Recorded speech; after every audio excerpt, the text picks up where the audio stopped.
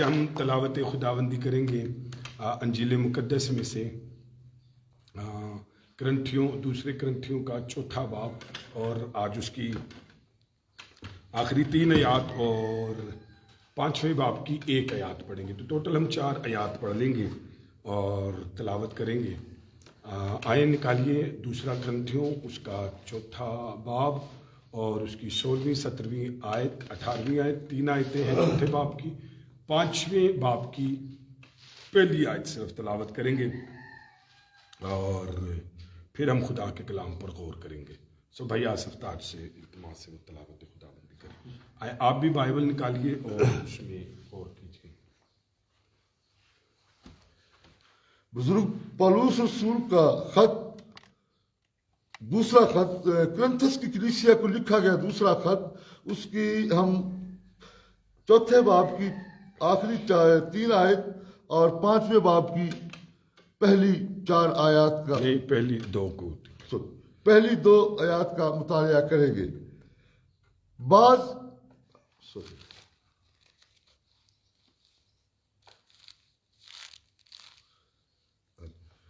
اور چونکہ ہم میں وہی ایمان کی روح ہے جس کی بابت لکھا ہے کہ میں ایمان لایا اور اسی لیے بولا، بس ہم بھی ایمان لائے اور اسی لیے بولتے ہیں، کیونکہ ہم جانتے ہیں کہ جس نے خداوند یسوع مسیح کو جلایا وہ ہم کو بھی یسوع کے ساتھ شامل جان کر جلائے گا اور تمہارے ساتھ اپنے سامنے حاضر کرے گا، اس لیے کہ سب چیزیں تمہارے واسطے ہیں، تاکہ بہت سے لوگوں کے سبب سے فضل زیادہ ہو کر خداوند کے جلال کے لیے شکر گزاری بھی بڑھائے۔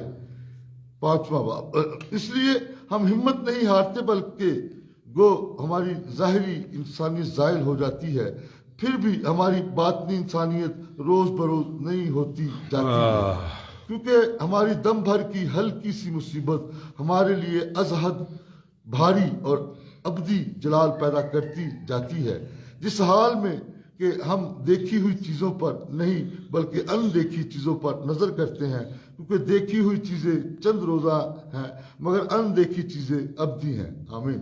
5واں باب کی پہلی 2 آیات، کیونکہ ہم جانتے ہیں کہ جب ہمارا خیمہ کا گھر جو زمین پر ہے گرایا جائے گا تو ہم کو خدا کی طرف سے آسمان پر ایک ایسی عمارت ملے گی جو ہاتھ کا بنا ہوا گھر نہیں بلکہ ابدی ہے، چنانچہ ہم اس میں کراتے ہیں اور بڑی آرزو رکھتے ہیں کہ اپنے آسمانی گھر سے ملبس ہو جائیں۔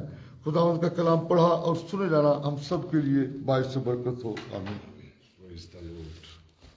ہلیلویا۔ آج صبح ہم آپ کو مارننگ پریئر میں گڈ مارننگ کہتے ہیں، اور بھائی آصف تاج کو، بنیش کو، جنید کو، اور آپی عروسہ کو، اور جتنے آن لائن ہیں شفیق بھائی کو گڈ مارننگ کہتے ہیں، بزرگ شمعون مسیح کو گڈ مارننگ کہتے ہیں، اندریاس کو گڈ مارننگ کہتے ہیں، عظیم اللہ کو گڈ مارننگ کہتے ہیں۔ باجی رائلہ چرچ کے بغیر بڑی اداس ہے اور ہمیشہ اظہار کرتی ہے باتوں کا، اسے بھی گڈ مارننگ کہتے ہیں۔ باجی ہم بھی آپ کو بڑا مس کرتے ہیں، خداوند آپ کو برکت دے کہ آپ چرچ کو، اس کی رفاقت کو مس کرتے ہیں، خداوند آپ کو زندگی سلامتی دے۔ ساتھ ہی علیشبہ نویل کو گڈ مارننگ کہتے ہیں، ذیشان مسیح کو گڈ مارننگ کہتے ہیں، اور عظیم اللہ کو گڈ مارننگ کہتے ہیں، حارث راجپوت کو گڈ مارننگ کہتے ہیں، اور اگر کوئی رہ گیا ہو تو معذرت خواہ، آپ جتنے آن لائن ہیں آپ کو گڈ مارننگ کہتے ہیں۔ آئیں ہم 16ویں آیت کو دیکھیں گے، 16ویں آیت کو جی۔ تو کل تک ہم نے دیکھا تھا کہ مٹی کے برتن میں قیمتی خزانہ کیا ہے۔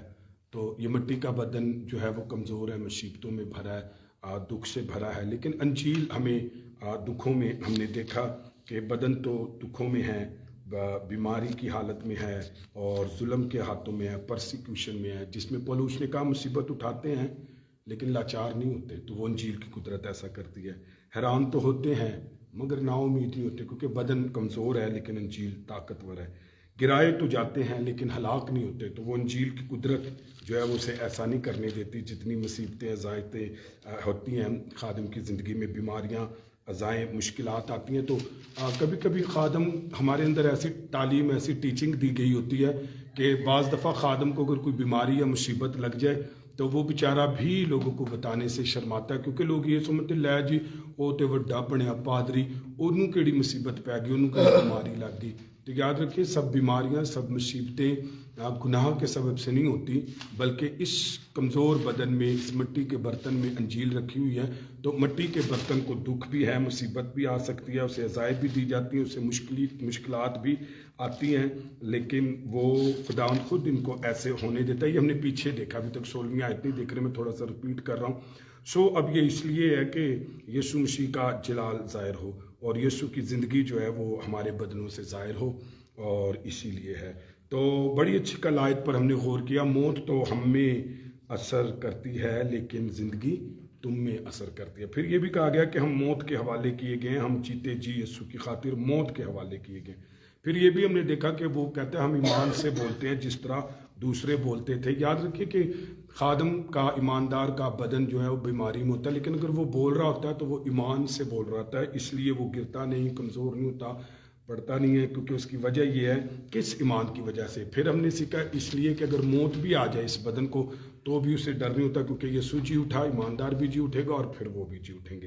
اس ساری بات کو ہم دیکھتے ہوئے ہم دیکھتے ہیں شکر گزاری اور جلال کے ساتھ۔ اب آتے ہیں 16ویں آیت، کیونکہ یہ یاد رکھیے کہ 7ویں آیت سے ہم 18ویں آیت تک صرف ایک ہی بات کو دیکھ رہے ہیں کہ مٹی کا برتن یعنی کہ انسانی بدن میں انجیل کی خوشخبری اور آسمانی منزل جو ہے وہ ڈیسٹنی آف دا ہیون جو ہے وہ رکھی ہوئی ہے، تو اس کو ہم دیکھ رہے ہیں۔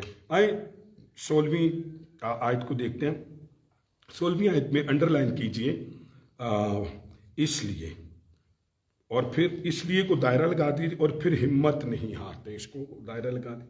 ظاہری انسانیت زائل ہوتی جاتی ہے، اس کو انڈر لائن کر دیجیے، ذرا پڑھ دیجیے تلاوت 16ویں آیت پڑھ دیجیے، دیکھیے ذرا 16ویں۔ ہم ہمت نہیں ہارتے، اس لیے ہم ہمت نہیں ہارتے، بلکہ گو ہماری ظاہری انسانیت زائل ہو جاتی ہے، بس ہو گیا آیت جی، ہاں پڑھ دیجیے۔ پھر بھی ہماری باطنی انسانیت روز بروز نہیں ہوتی جاتی ہے۔ واہ واہ، گلوری گلوری گلوری گلوری۔ اوپر اگر ہم دیکھیں تو جو 2 آیتوں میں وہ کہہ رہا تھا کہ یسوع جی اٹھا، اسی بھی جی اٹھائیں گے، انجیل ہم میں زور پکڑ دیا، ہم شکر گزاری کرتے ہیں، ہم دکھ تو سہتے ہیں لیکن آپ میں نجات کا کام ہو جاتا ہے۔ پھر اس کے بعد وہ کہتا ہے جب ہم بادشاہی میں ہوں گے تو یہ ہمارے لیے شکر گزاری، خدا کے جلال کے اوپر والی اگر آیت دیکھیں تو خدا کی جلال کی شکر گزاری، یعنی شکر گزاری جتنی زیادہ ہوتی خدا کا جلال بھی اتنا زیادہ ہوتا ہے۔ تو اب ذرا 16ویں آیت پر رہتے ہیں تو پولس کہتا ہے کہ ہر قسم کے دکھوں اور خطروں سے گزر کر تیار ہوں، کیونکہ میرے سامنے قیامت کی یقینی امید ہے۔ میرے سامنے کیا ہے؟ قیامت کی یقینی امید۔ ہاں یقینی امید ہے، اس لیے وہ دکھوں میں سے گزر جاتا ہے، اس لیے وہ خطروں میں سے گزر جاتا ہے۔ اب کیا لکھا ہے؟ اس لیے۔ کیا لکھا ہے؟ اچھا کس لیے؟ کیونکہ اس کے سامنے قیامت کی یقینی امید ہے، اس لیے اسے پورا یقین ہے کہ یسوع مردوں میں سے جی اٹھا ہے، اور اسے یہ بھی پورا یقین ہے کہ میں بھی مردوں میں سے جی اٹھوں گا۔ ہیلیلویا۔ اس لیے جی اٹھنے کی امید میں اس لیے کیا ہے؟ وہ ہمت نہیں ہارتا۔ ہیلیلویا۔ کون سی چیز ہے جو آپ کو ہمت نہیں ہارنے دیتی؟ Resurrections power, resurrection of Jesus Christ, resurrections thinking about yourself. You will also you will be resurrected by the power of the Holy Spirit and promise of the Jesus Christ. When will you believe? You will be resurrected by the power of Holy Spirit. You will be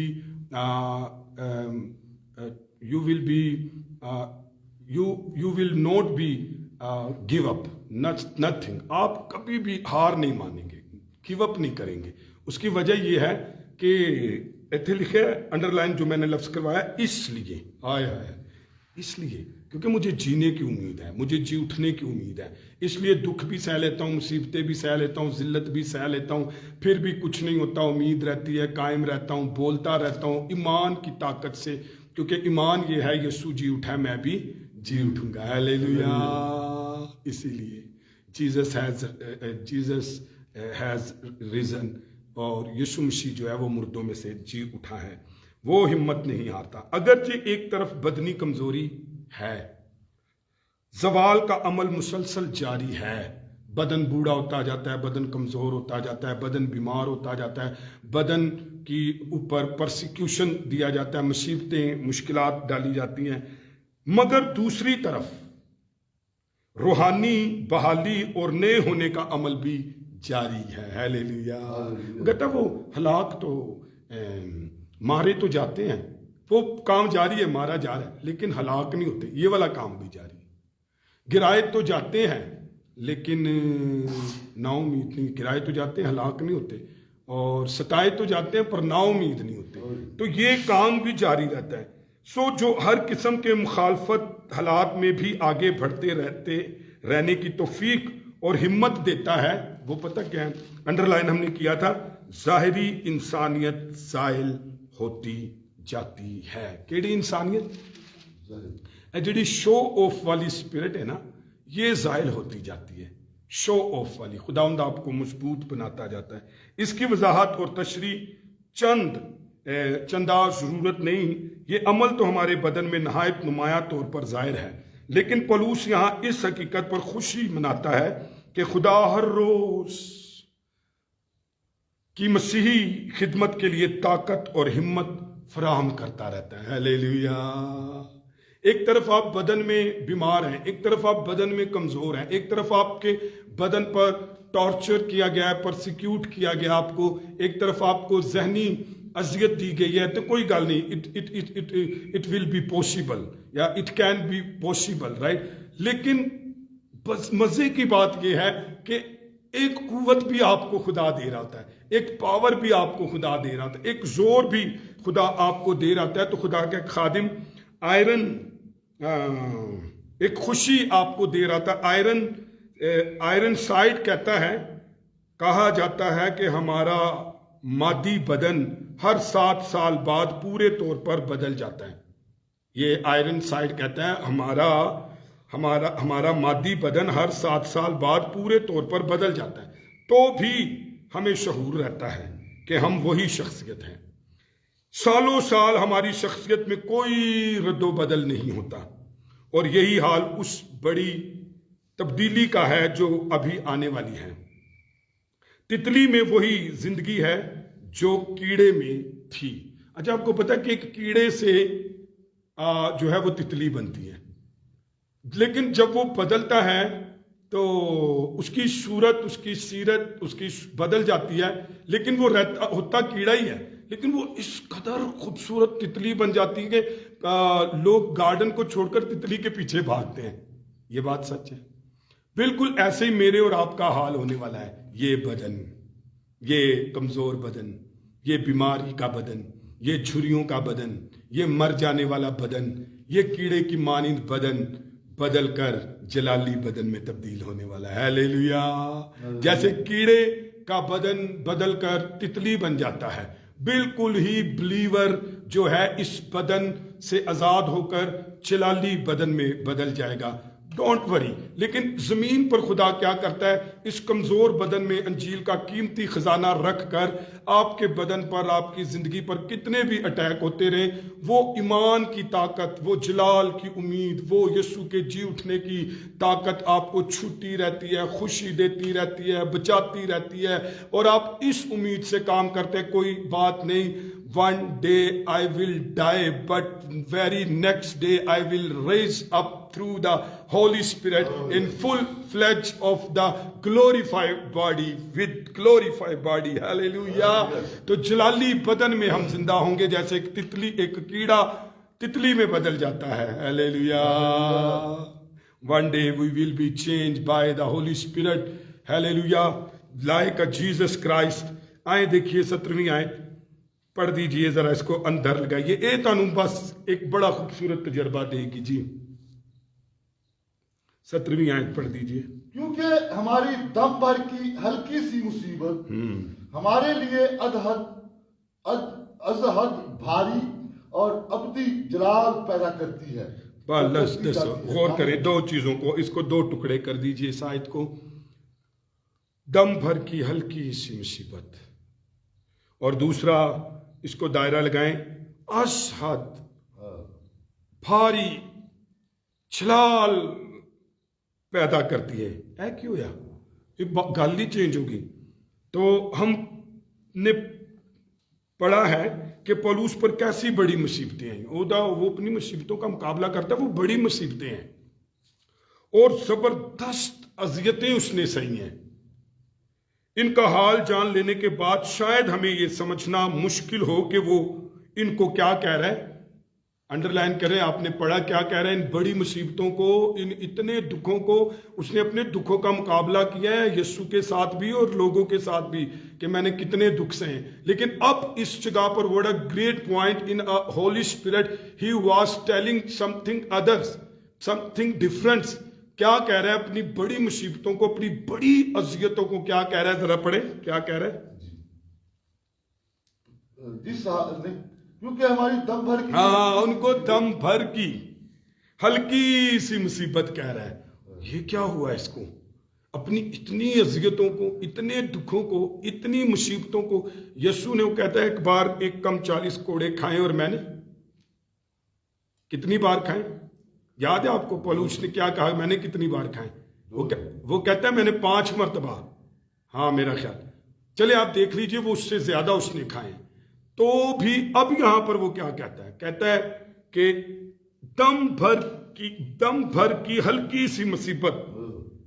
کیسے یہ کہہ سکتا ہے یہ دم بھر کی ہلکی سی مصیبت؟ اس کو کیا ہو گیا؟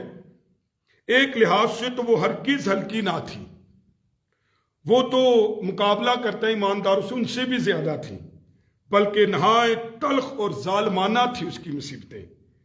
یسوع لیکن وضاحت اس کمپیریٹیو میں کرتا ہے جب پولوس پیش کرتا ہے کہ کیوں منو ہلکی لگی ہیں یہ مصیبت، یہ یسوع کی خاطر جو مائیں، جو بہنیں دکھ سہتی ہیں، جو خادم دکھ سہتے ہیں، جو اپنی زندگی کو مسیح کے لیے خرچ کر دیتے ہیں۔ جیسے کہ میں نے آپ کو بتایا میرے چرچ میں ایک ٹیم ہے جو آپ کے آنے سے پہلے آپ کے لیے واش روم دھوتی ہے، آپ کے لیے صفائی کرتی ہے، آپ کے لیے دریاں جھاڑتی ہے، پھر آپ کے لیے کھانا لگاتی ہے، پھر آپ چلے جاتے ہیں، پھر سے وہ جھاڑو مارتی ہے، واش روم دھوتی ہے، برتن دھوتی ہے، برتن اکٹھے کرتی ہے، سب چلے جاتے ہیں، وہ بہت لیٹ جاتے ہیں۔ تو کیوں ایسا وہ کرتے ہیں؟ تو پولوس نے بھی بہت دکھ مسیح کی خاطر سہا، لیکن اب وہ اس کو ہلکے لگتے ہیں۔ اب ہلکے لگنے کی وجہ کیا ہے؟ سنیے اگلی آیت میں، اگر ان مصیبتوں میں دکھوں پر وہ نظر ڈالی جائے تو بے شک نہایت بھاری اور تلخ تھے، مگر جب ان کا مقابلہ اس نے کس سے کیا؟ از حد بھاری اور ابدی جلال کے ساتھ، تے کہنے لگا اے مصیبتہ تے ہلکی سی دم بھر کی مصیبت ہے۔ جب اس نے اس از حد بھاری جلال پر، اس نے جب از حد ابدی جلال پر نظر کی تو اسے یہ اچھا میں نے آپ کو پڑھایا تھا جب آج آپ کو نہیں موسیٰ کا جلال لگتا کہ تو آپ موسیٰ کے جلال سے بڑے امپریس ہیں، حالانکہ وہ گھٹنے والا جلال ہے، لیکن کلام مقدس کے اندر لکھا ہے جب تم وہ جلال دیکھو گے تو یہ جلال تمہیں بے جلال لگے گا۔ یہ لفظ لکھے ہوئے ہیں بائبل، اور میں آپ کو بتا رہا ہوں آپ یسوع کے لیے دکھ سہا کریں، آپ یسوع کے لیے ٹارچر ہونے دیا کریں، آپ یسوع کے لیے اپنے آپ کو دبنے دیا کریں، ایون کہ اگر آپ کی جان بھی جاتی ہے جانے دیا کریں، لیکن جب آپ کے سامنے 2 بڑی باتیں ہوں گی کہ ہم مر کر جی اٹھیں گے اور ایک جلالی بدن میں بدل جائیں گے، اور جب آپ اس بڑے از حد بڑے اور بھاری اور ابدی جلال کو دیکھو گے، اس دن کہو گے او مائی لارڈ، اے جو میں پانڈے توندا رہا، میں جھاڑو مارتا رہا، میں برتن اٹھاتا رہا، میں لوگوں کی باتیں سہتا رہا، میں دکھ سہتا رہا، میں کوڑے کھاتا رہا، یہ تو بہت تھوڑے ہیں جس جلال میں یسوع نے ہمیں بدل دیا، جس جلال میں یسوع نے ہماری حصے کو بدل دیا، از حد بھاری اور جلالی بدن۔ اس دن آپ کہیں گے یہ دم بھر سی ہلکی سی مصیبت ہے، ہیلیلویا۔ حالانکہ وہ نہیں ہوں گی، لیکن اس جلال کے سامنے یہ چھوٹی لگیں گی۔ ماں بہت درد سہتی ہے، 9 ماہ، پھر وہ لیبر پین سہتی ہے، لیکن جب وہ اپنی زندگی کو اپنی باہوں میں دیکھتی ہے، اس بچے کو برتھ کر لیتی ہے، اسے یاد بھی کراؤ تو وہ درد اسے یاد نہیں آتا، کیونکہ اسے اس قدر خوبصورت زندگی اس کے ہاتھوں میں ہوتی ہے۔ یاد رکھنا، جب ہمیں یسوع کے جلال میں ہمیں زندہ کیا جائے گا، یسوع کے سامنے کھڑا کیا جائے گا، آج جب اس مٹی کے برتن میں یہ خزانہ رکھا ہے، ارے یہ خزانہ ایمان کا ہے، یہ خزانہ جی اٹھنے کا ہے، یہ خزانہ ازحد بھاری جلال کا ہے۔ Don't worry about the persecution, don't worry about the troubles, don't worry about the pain, don't worry any type of the pain. کسی بھی طرح سے آپ نہ پریشان ہوں، Lord will heal you, Lord will give you eternal life, Lord will you give glorified body, Lord will give you glorified body to you. آئیں تو وہ کہتا ہے ازحد بھاری جلال ہے جو ملنے والا ہے، تو یہ بالکل ہلکے معلوم ہوتے ہوں گے۔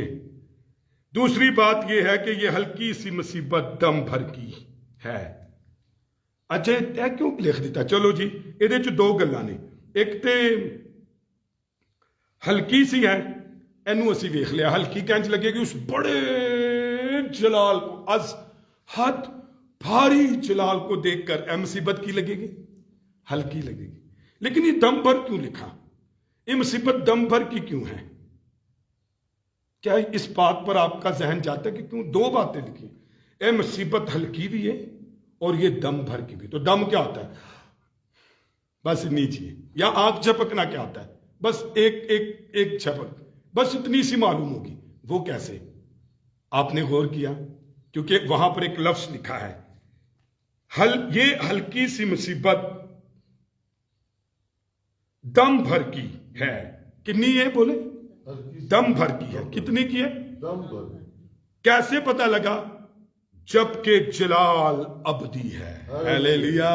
جلال اصل میں ابدی ہے۔ ابدی مطلب ہے ایور لاسٹنگ، جس کا اینڈ نہ ہوتا ہو۔ اچھا مصیبت کا اینڈ ہو جائے گا، تھوڑی ہے، تھوڑی جی زندگی، تھوڑا جا دکھ لگے گا، ہلکا جا لگے گا، کیونکہ جو جلال آپ کو ملنے والا ہے وہ ایور لاسٹنگ ہے، وہ نہ ختم ہونے والا، ابدی جلال، نو ٹیمپریری، پرمننٹ گلوری۔ ہلیلویا۔ جب وہ ملے گا تو لگے گا یہ تھوڑا جیسے ہلکا سا تھا۔ تو جبکہ جلال ابدی ہے۔ اس دنیا میں مصیبتوں سے ہم جو سبق سیکھتے ہیں وہ آنے والی دنیا میں ہمارے لیے بیش قیمت پھل پیدا کرتے ہیں۔ آخری 18ویں آیت دیکھیں اس چیپٹر کی، تو پڑھیے ذرا اس آیت میں، نظر پڑھ دیجئے ذرا ایک دفعہ۔ جس حال میں کہ ہم دیکھی ہوئی چیزوں پر نہیں بلکہ اندیکھی چیزوں پر نظر کرتے ہیں، کیونکہ دیکھی ہوئی چیزیں چند روزہ ہے مگر اندیکھی چیزیں ابدی ہیں۔ آمین۔ اچھا، two type of the sight we are seeing here, کہ آپ کس طرح سے دیکھتے ہیں۔ اب جو یہاں پر لفظ ہے نا نظر، اس کو ذرا دائرہ لگا دیجئے، یہ کیا کس بات پر بات کر رہا ہے؟ اور پھر ایک جگہ پر لکھا ہے دیکھی ہوئی چیزیں، ایک جگہ پر نظر لکھا ہے اور ایک جگہ پر دیکھی ہوئی چیزیں، تو یہ دونوں مختلف جگہوں پر جو ہے وہ نگاہ کر رہی ہے۔ مثال کے طور پر اس آیت میں جو لفظ نظر ہے، صرف انسانی بصارت کہتے ہیں دیکھنے کو، انسانی بصارت کا بیان نہیں کرتی۔ مطلب انسانی دیکھنا کیا ہے کہ I can not see after the wall, right? Or before the wall, yes, after the wall I can not see. یہ میری جسمانی نظر ہے، جو کچھ مجھے نظر آتا ہے ان باؤنڈریز، اس کو کہتے ہیں جسمانی نگاہ۔ تو یہاں پر جسمانی نگاہ کی بات نہیں ہو رہی، جسمانی بصارت کا بیان نہیں کرتی، بلکہ کسی چیز کو اہم سمجھنے کا مفہوم رکھتی ہے، اہم ہے۔ اب ذرا پڑھیے، آپ کو کیسے جہاں تک دیکھی ہوئی چیزیں کا تعلق ہے۔ اب دیکھی ہوئی چیزیں کیا ہیں؟ جو دکھ سکتی ہیں، جس کو آپ اوور ویو کر سکتے ہیں، جن پر آپ دیکھ سکتے ہیں۔ تو دیکھی ہوئی چیزیں یہ ہماری زندگی کا مقصد یا نصب العین نہیں ہے، ਬਲੀਵਰ ਦੇਖੀ ਹੋਈ ਚੀਜ਼ਾਂ ਤੇ ਨਹੀਂ ਜ਼ਿੰਦਾ नहीं जिंदा नहीं जिंदा ਇਹਦੇ को एक आँख होती है जो उकाब के पास होती है, जो दुनिया के किसी परिंदे जानवर के पास नहीं होती। वो पानी दे अंदर भी देख लेता अपना शिकार और बहुत ऊपर से देखकर उसको ले लेता है। चर्च, हम देखी हुई चीजों पर नजर नहीं कर रहे, हम अनदेखी चीजों पर नजर कर रहे हैं। हालेलुया। हम जो है बुनियादी तौर पर यहां से मुराद है मुश्किलात, आजमाइशें और दुख हैं जो पौलुस ने सहे। ये पौलुस की खिदमत का एक इत्तफाकी हिस्से थे। उसकी खिदमत का अजीम तर मकसद वो है जिसको वो क्या कहता है, अनदेखी चीजें। हालेलुया। मकसद साडा पता की है, अनदेखी चीज। अब दो चीजें हैं, एक देखी हुई एक अनदेखी है। और जो लफ्ज लिखे ना नजर, तो इसका मतलब है किसी चीज को अहम समझाने का मफहूम है। उसने कहा है कि देखी हुई चीजों पर नहीं बल्कि अनदेखी चीजों के नाम से याद करता है। याद करें, जलाल अनदेखा है पर हम जलाली होंगे। याद रखिए कि यीशु अब अनदेखा है लेकिन हर आंख उसे देखेगी। याद करें कि हमारा बदन अब हमें जलाली नहीं नजर आता लेकिन अनदेखा बदन हम एक दिन देखेंगे। उसमें वो जीता है और ये दुख उसे दुख नहीं लगते। इसमें मसीह का जलाल है। अनदेखे में अपने हम जीन्स इंसानों की बरकत को देखें और वो अजर जो दयानतदार खादम के लिए मसीह के तख्त अदालत के सामने मुंतजिर है उसको देखिए। अनदेखा वो है। आए खुदा के खादम जोवट कहता है पहली चीजों को देखने वाली बशारत है। पहली चीजों को यानी कि इंसानी आंख है, और दूसरी चीजें देखने वाली बसीरत है यानी अंदर वाली चीजों को देखने का पहला अंदाज जिस्मानी है इस आयत में, दूसरा अंदाज रूहानी है।